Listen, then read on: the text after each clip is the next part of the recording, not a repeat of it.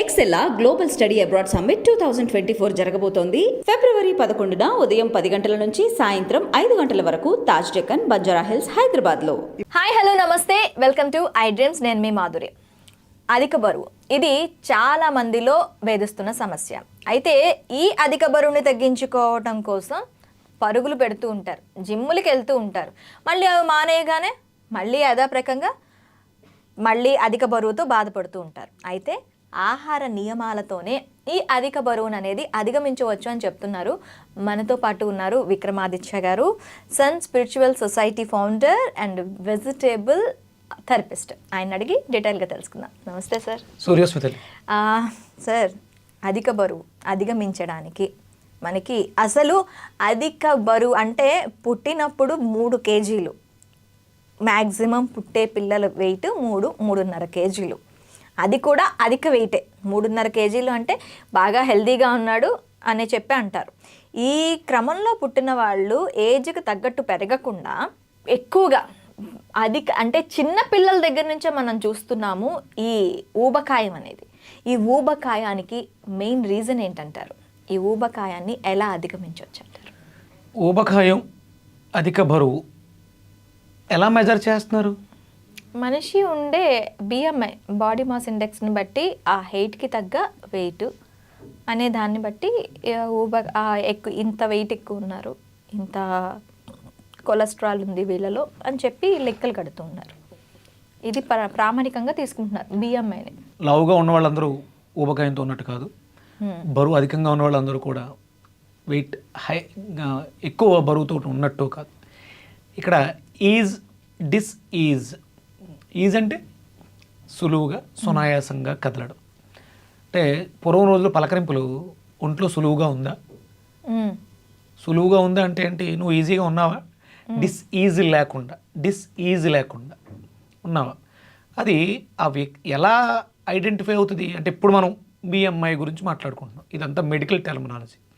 మనకి దీనికి పూర్వం, మెడికల్ టెర్మినాలజీ లేనికి పూర్వం వాళ్ళు కాయము అంటే శరీరం, దానికి తగ్గట్టుగా పని, ఇవన్నీ ఉండేవి. కాయ కష్టం చేసేవాడు అంటే శరీరంతో, కాయంతో కష్టం చేసేవాడు ఆరోగ్యంగా ఉండేవాడు. ఇప్పుడు కాయ కష్టం జరుగుతుందా? కాయానికి కష్టం ఉందా? లేదు. అనేది స్విచ్ అన్నీ మనం పాడు చేసేసాం.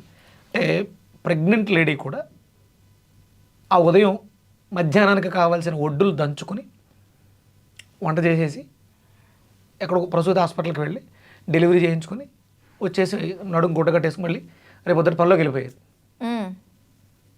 నెత్తి మీద పొలాలు మోపుతూ ఒక బిడ్డ సంఖలో ఒక ప్రెగ్నెంట్. వాళ్ళు ఈ కాయాన్ని చాలా శ్రద్ధగా, భక్తితో నడిపించుకుంటూ వెళ్ళిపోయేవారు. ఇప్పుడు మీరు ఎంత జాగ్రత్తగా ఉన్నా సరే బెడ్ రెస్ట్ అవసరం. డెలివరీ అయిందంటే 6 నెలలు రెస్ట్ తీసుకోవాల్సిందే. అంటే ఈ కాయానికి కావలసినటువంటి సిస్టమ్ ఏదైతే ఉందో అది బోన్. మనం బిఎంఐగా మాట్లాడుతున్నారు మీరు. మీ స్కెలిటన్ సిస్టమ్ స్టాండర్డ్గా ఒక స్ట్రక్చర్, స్కెలిటన్ అంటూ పర్ఫెక్ట్గా ఉంటే దాని చుట్టూ ఎంత మాంసం ఉండాలి, ఎంత ఫ్లెష్ ఉండాలి, నరాలు, ఇవన్నీ కూడా ఒక డిజైన్, ఒక బ్లూ ప్రింట్ ఉంటుంది లోపల. ఎప్పుడైతే ఈ స్కెలిటనే సరిగ్గా లేదు, స్ట్రక్చర్ సరిగ్గా లేదు, ఇప్పుడు దాని చుట్టూ అస్తవ్యస్తమైనటువంటి వ్యవస్థ. కొంతమందికి పొట్ట పెరిగిపోద్ది, కొంతమందికి చేతులు పెరుగుతాయి, కొంతమందికి ఇవి పెరుగుతాయి, అన్ఈవెన్గా ఉంటుంది. అంటే ఇక్కడ మనం ఆ ప్రింట్ ఏదైతే ఉందో ఆ బ్లూ ప్రింట్ పర్ఫెక్ట్గా రాలేదు. దీనికి ప్రధానమైనటువంటి కారణం అంటే ఊబకాయానికి ప్రధాన కారణం కాల్షియం డెఫిషియన్సీ. ఓకే. ఈ బోన్, ఈ స్కెలిటన్ ఏదైతే ఉందో దాంట్లో అది స్పృహని కోల్పోయింది. అంటే దేని చుట్టూ ఏది ఎంత ఉండాలి అనే స్పృహని కోల్పోయాం కాబట్టి మనం ఈ స్థితికి వచ్చాం. ఇప్పుడు మీకు అర్థమైపోయి ఉంటుంది, ఒబిసిటీ తగ్గాలి, ఒళ్ళు తగ్గాలంటే ఏం కావాలి? Calcium deficiency. ఎక్కడుంది అది? బోన్స్లో. ఆ బోన్కి స్ట్రెంగ్త్ని ఇచ్చే విటమిన్ ఏంటి? Vitamin D. పొద్దుట లేస్తున్నావా? లేదు. ఎవరైతే సూర్యోదయానికి పూర్వం నిద్రలేస్తారో వాళ్ళు, అంటే ఆ సన్ ప్రొటెక్షన్ తీసుకుంటారో, సన్ బాత్ చేస్తారో, విటమిన్ డి వస్తుందో, బోన్స్ పర్ఫెక్ట్గా ఉంటాయో వాళ్ళందరూ కూడా చాలా హ్యాపీగా, హెల్తీగా ఉంటారు. దీనికి విరుద్ధంగా ఎవరైతే ఉన్నారో వాళ్ళందరూ కూడా అడ్డంగా పెరిగిపోయి ఊబకాయంతో డిసీజ్గా జీవితాన్ని లాగించేస్తూ ఉన్నారు. ఓకే, మరి ఇప్పుడు మీరు సన్ బాత్ ఇవన్నీ చెప్తున్నారు, మరి ఆహార నియమాలకు సంబంధించి కూడాను మనకి ఈ ఊబకాయానికి సంబంధించి కొన్ని ఆహారాలు తీసుకోకూడనివి ఉంటాయి, తీసుకోవాల్సినవి కూడా ఉంటాయి. మరి వాటి సంగతి ఏంటి? అదేనమ్మా, నేను ఒక స్పృహ అన్నాను, నాలెడ్జ్. స్పృహ, శరీరానికి స్పృహ ఉంటే ఇది తినాలి, నేనెవరినమ్మా చెప్పడానికి? నేను మీ జీవితాన్ని శాసించేస్తానా? ఇదే తిను, ఇంతే? ఓకే, ఏవి తినచ్చు ఏవి తినకూడదో చెప్పండి. కాదమ్మా, అది ఎవ్వరూ చెప్పలేము. నువ్వు ఉన్నట్టు మీరు మీరు పుట్టింది ఎక్కడ? మీ ప్రాంతం. మీ ప్రాంతంలో మీ నైసర్గిక స్వరూపానికి తగ్గట్టుగా అక్కడ కొన్ని రకాలు తయారవుతాయి, అవే తినాలి. ఓకే, హైదరాబాద్లో పుట్టాను, ఇక్కడ వాతావరణానికి తగ్గట్టుగా ఇక్కడ లభించే పదార్థాలు ఎక్కువ తినాలి. అమెరికాలో పుట్టాను, అమెరికాలో తగ్గట్టుగా ఉండాలి.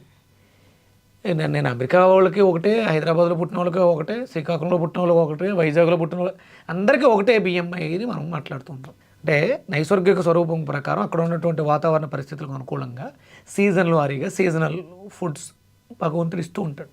అవి మనం రెగ్యులర్గా తినట్లేదు, అవి తినాలి. ఇప్పుడు మనకి మార్కెట్లో డ్రాగన్ ఫ్రూట్, కివీలు చాలా రకాలు వచ్చేసినాయి. ఇవన్నీ మన డిఎన్ఏలో ఉన్నాయా? లేవు. ఇంతకు ముందు ఉన్నాయా? భారతదేశం దిగుమతి చేసుకున్నాం, తినేస్తున్నాం. ఇవి బలం, ఇవి దిగుమతి చేసుకోవడం కాదు, సహజ సిద్ధంగా ఇక్కడ పండించిన పంటలు వదిలేసి అక్కడ పంటలనే పండిస్తున్నాం ఇప్పుడు. దాన్ని కూడా ఇక్కడ తెచ్చాం, లాభార్చన. మనకంతా సంపాదన మీద ఉంది. అవి మంచిది అని నాలాంటి వాళ్ళు చెప్పేస్తుంటే వినేసి తినేస్తున్నారు. వీళ్ళకి అవగాహన లేదు, ఎవరేం చెప్తే తింటారు. మనకి ప్రధానంగా మ్యాక్సిమం భారతదేశం అంతా కూడా విరివిగా లభించేది, అన్ని ప్రాంతాల్లోనూ ఒకేలా ఉండేది కొబ్బరి, అరటి. ఇవి రెండు చాలా ప్రధానమైనటువంటి పదార్థాలు. అంటే ఇది ఎందుకు మాట్లాడుతున్నానంటే, మీరు వెయిట్ తగ్గడానికి, మీ కాల్షియం బాగుండడానికి, ఊబకాయం తగ్గడానికి కొబ్బరి బాగా ఉపయోగపడుతుంది అని చెప్పడం. కాల్షియం అద్భుతంగా ఉంటుంది అందులో. అందుకనే దీన్ని భగవంతుడికి నివేదనగా పెట్టారు ఫస్ట్. భగవంతుడికి బ్రేక్ చేస్తే అందులో ఒకటి మనం తెచ్చుకొని తింటామని. కొబ్బరికాయ తింటున్నారా? చాలా రేరు. అసలు దేవుడు కొడుతున్నారా? అసలు గుడికి వెళ్తున్నారా? ఇవన్నీ ప్రశ్నార్థకాలే, ప్రశ్నించకూడదు. వెళ్ళాలి అంటే దేవాలయానికి ఎందుకు వెళ్ళాలి అనే దానికి ఒక ప్రశస్తి ఉంది. అక్కడ భగవంతుడికి కొబ్బరికాయ ఎందుకు బ్రేక్ చేయాలి, దానికి చాలా ఉంది. అంటే స్వచ్ఛమైనటువంటి మనసు, అహంకారాన్ని బ్రేక్ చేసి స్వచ్ఛమైనటువంటి మనస్సుని ప్రసాదంగా తెల్లటి. అండ్ ఆ కొబ్బరి నీళ్ళు కూడా ఎవరు తాకని నీళ్ళు కాబట్టి ఆ స్వామికి అర్పిస్తారు అని. ఇది అంటే దాని ప్రధాన అర్థం ఏంటంటే, అది తినడం వల్ల నువ్వు బాగుంటావు. ఎవరికైతే కాన్ఫిడెన్స్ లెవెల్స్ కోల్పోతారో వాళ్ళు ఊబకాయానికి వచ్చేస్తారు. ఓకే, కొబ్బరికాయ తినడం వల్ల మీకు ఊబకాయం తగ్గుతుంది, మీ జీవితంలో కాన్ఫిడెన్స్ లెవెల్స్ కూడా పెరుగుతాయి. అంటే మీ మానసిక భావోద్వేగాలే మీ శరీరం సహజ స్థితిని కోల్పోవడానికి ప్రధానమైనటువంటి కారణం. మనసు చెడిపోయింది, పాడైపోయింది, శరీరం చెడిపోతుంది. మనసును బాగు చేసుకోండి, శరీరం ఆటోమేటిక్గా స్థితికి వచ్చేస్తుంది. కొబ్బరిని తినండి, ఎండు కొబ్బరి అంటే మెచ్యూర్డ్ కోకోనట్. ఎండు కొబ్బరి, పచ్చి కొబ్బరి కాదు, మెచ్యూర్డ్ బాగా ముదిరిన కొబ్బరి. అది తింటే, అంటే ఇప్పుడు చాలామంది కొబ్బరి తింటే దగ్గు వస్తుంది. ఎందుకు వస్తుంది దగ్గు? అండ్ కొబ్బరి తింటే దాంట్లో హై కార్బోహైడ్రేట్స్ ఉంటాయని విన్నాను, అది తినటం వల్ల కూడా లావ్ అవుతారని విన్నాను, అది నిజమే అంటారు? రీసెంట్గా మనం కొబ్బరి నూనె తాగుతూ డైట్ చేయడం కూడా విన్నాం. అవును, అంటే కొబ్బరిలోంచి కదా కొబ్బరి నూనె వచ్చింది, అది మనకి పనిచేసింది. చాలామంది రివర్స్ డయాబెటీస్ కూడా వాడారు, పనిచేసింది. మరి కొబ్బరి ఎందుకు చెడు చేస్తుంది అంటే ఇవన్నీ అపోహలమ్మ, మిడిమిడి జ్ఞానంతో మాట్లాడుతూ ఉంటాం. అందులో హై కాల్షియం ఉంది.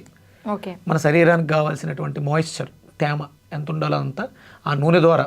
అది మనం బయట పిండి నూనె ఇవ్వట్లా, కొబ్బరిని ఇస్తుంటే కొబ్బరిని అది డివైడ్ చేసుకుంటుంది, తనకి ఏ రకంగా కావాలో అలా మార్చుకుంటుంది శరీరం. ఆ పని ఇవ్వాలి, దాన్ని సోమరిపోతం చేయకూడదు. కొబ్బరిలోంచి నూనెని తీసి ఇవ్వకూడదు, కొబ్బరిని ఇస్తే కొబ్బరిని అది చాలా రకాలుగా మార్చుకుంటుంది, అవసరం ఉంది. అందుకని మనకి కొబ్బరి బెల్లం కాంబినేషన్, కొబ్బరి తురుము, బెల్లము, కిస్మిస్ ఇలాంటివన్నీ వేసుకుని రెగ్యులర్గా తింటూ ఉంటే మీ డైట్లో. అంటే చాలామంది చేసే పెద్ద పొరపాటు ఏంటి అంటే, కుకింగ్ ఫుడ్స్తో దీన్ని మిక్స్ చేస్తుంటారు. చూడండి, గార్నిష్ కింద వంటల్లో పైన వేస్తూ ఉంటారు.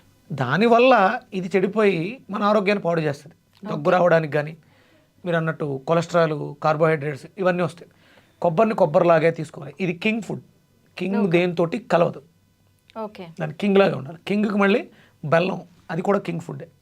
గ్రేప్స్, అది ఎండు ద్రాక్ష, కింగ్ ఫుడ్. ఇవన్నీ కింగ్ సంబంధించిన ఫుడ్స్తో మాత్రమే కలుస్తుంది. కుకింగ్ ఫుడ్స్తో దాన్ని మిక్స్ చేయొద్దు. అలా రెగ్యులర్గా అంటే ఒబిసిటీతో ఎవరైతే బాధపడుతున్నారో వాళ్ళకి కాల్షియం డెఫిషియన్సీ. సున్నం మాత్రమే కొవ్వుని కరిగించగలదు. జిడ్డు అంటుకుంది, సబ్బులో ఏముంటుందమ్మా? సున్నమే కదా. సున్నమే ఉంటుంది. జిడ్డును పోగొట్టడానికి సున్నమే అద్భుతంగా పనిచేస్తుంది. అంటే సున్నం అంటే కాల్షియం, ఎనీ కాల్షియం మనకి సున్నం దొరుకుతుంది, గోడలకి వేస్తే సున్నం దొరుకుతుంది.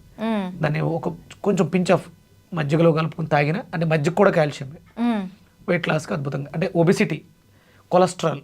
అంటే ఇప్పుడు మనకి తిన్న తర్వాత కిల్లీలు ఇచ్చేవాళ్ళు అప్పట్లో.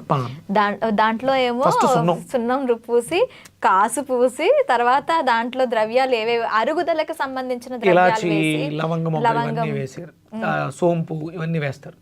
ఇప్పుడు కూడా రెగ్యులర్గా తాంబూలం. మీరు ఇందాక సున్నం కలుపుకొని మజ్జిగ తాగండి అంటే నాకు అది గుర్తొచ్చింది. ఇవన్నీ పాత పద్ధతులు. సమస్యలు రాకముందు precaution is the better than క్యూర్గా చేసేవారు. భోజనం తర్వాత కంపల్సరీ తాంబూల చరణం ఎందుకు చేసేవారంటే అరుగుదలను బాగు చేసుకోవడం కోసం. ఒకవేళ మనం తిన్న పదార్థంలో అయినా వ్యర్థాలు ఉంటే అవి మనల్ని ఇబ్బంది పెట్టకుండా ఉండడం కోసం తాంబూలం వేసుకునేవారు. ఇప్పుడు అవన్నీ ఎవరూ చేయట్లేదు. తాంబూలం అంటే కేవలం ఏదో ఇంటికి ఎవరో వచ్చారు వాళ్ళకి గెస్ట్కి ఓ జాకెట్ ముక్క తాంబూలం అంతే. తాంబూలం అనే దానికి అర్థాన్ని మార్చేశారు. రెగ్యులర్గా తీసుకుంటే ఒబెసిటీకి అద్భుతమైనటువంటి పరిష్కారం. ఎండు కొబ్బరి ఒళ్ళు లాగడానికి, బరువు తగ్గడానికి అత్యధికంగా మనల్ని ఇబ్బంది పెట్టారు. అంటే మీ స్కెల్టన్, మీ బోన్ సిస్టమ్ ఏదైతే ఉందో దానికి కావాల్సిన శక్తిని ఎండు కొబ్బరి ఇస్తుంది. ఓకే. ఎండు కొబ్బరి కానీ నార్మల్గా బాగా మెచ్యూర్డ్ అంటే ముదర కొబ్బరి కానీ తీసుకోవటం వల్ల కంప్లీట్గా మనకి ఊబకాయానికి స్వస్తి పలకొచ్చు అంటారు. పలకొచ్చు. రెగ్యులర్గా మన డైట్లో ఉండాలి. దాన్ని దేంతో మిక్స్ చేయకూడదు. బ్రేక్ఫాస్ట్లో ఒక 100 grams చిప్పపెట్టేసుకోవాలి అంతే, అదే బ్రేక్ఫాస్ట్. అలాగే మధ్యాహ్నం హ్యాపీగా మంచి లంచ్, ఈవినింగ్ ఒక గ్లాసుడు పాలు. నో ఫుడ్ అంటే మీరు మళ్ళీ అడుగుతారు భోజనం చేయమండి, ఇడ్లీ తినొచ్చా లేదా దోశ తినొచ్చా చపాతీ తినొచ్చా అని అడుగుతారు.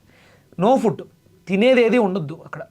హై కాల్షియం, మిల్క్లో కూడా కాల్షియమే ఉంటుంది. మిరియాల పాలు వేసుకుని, అంటే మనకు దానికి ఒక మంచి పేరు పెట్టారు, మోడర్న్ పేరు, ఇంటర్మీడియట్ ఫాస్టింగ్ అని పెట్టి 16 గంటల గ్యాప్ అని పెట్టి చేస్తున్నారు. వీళ్ళందరూ 16 గంటల గ్యాప్ ఎలా చేస్తున్నారంటే నైట్ మీల్ చేస్తున్నారు, తర్వాత అంతా గ్యాప్ ఇస్తున్నారు. మళ్ళీ ఈవినింగ్ ఒకే టైం మీల్ తీసుకుంటారు. ఈవినింగ్ ఏది కూడా తీసుకోకూడదు ఆఫ్టర్ సన్సెట్. మీరు ఇంటర్మీడియట్ ఫాస్టింగ్ అనేది కూడా మన భారతదేశానికి తగ్గట్టుగా ఉండాలి. సూర్యోదయ సూర్యాస్తమయాల మీద ఆధారపడే ఉండాలి. ఓకే. మీరు బ్రేక్ఫాస్ట్లో అంటే మార్నింగ్ మనం తీసుకునేటువంటి కింగ్ ఫుడ్లో స్ప్రౌట్స్, ఫ్రూట్స్, మధ్యాహ్నం మంచి లంచ్, మధ్యాహ్నం 12:30 1 గంటకి లంచ్ క్లోజ్ అయితే మళ్ళీ రేపు మార్నింగ్ వరకు ఇంక మీరు ఏమీ తినకూడదు. ఇది intermediate fasting. Okay. Intermediate 1 meal fasting అని చెప్పేసి అని మీరు 9 గంటలకి నైట్ 10 గంటలకి మీల్ చేసి మీరు దీన్ని చేసినా మీ సిస్టమ్ పూర్తిగా కొలాప్స్ అయ్యి మీ జీవితం నాశనం అవుతుంది తప్ప ఇది మీకు ఏ రకంగానూ ఉపయోగపడదు. ఓకే. ఇంటర్మీడియట్ ఫాస్టింగే కానీ ఇండియన్ స్టైల్లో ఉండాలి.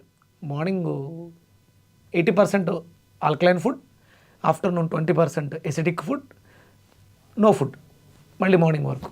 ఇది ఇంటర్మీడియట్. ఇలా చేస్తే చాలా హెల్దీగా హ్యాపీగా జీవితాంతం బాగుంటుంది. ఇది మనం ప్రత్యేకంగా ఏం చేయక్కర్లేదు, మన జీవన శైలిలో అది ఒక భాగం అయిపోతుంది. ఓకే. సో విన్నారు కదా, ఊబకాయంతో ఎవరైనా బాధపడుతూ ఉన్న వాళ్ళు ఉంటే ఇప్పుడు చెప్పినవన్నీ క్రమం తప్పకుండా పాటించగలిగితే చాలా వరకు ఊబకాయం నుంచి బయటపడొచ్చు అని చెప్తున్నారు. మరొక అంశంతో మేము ముందుకు వస్తాం. Stay with us.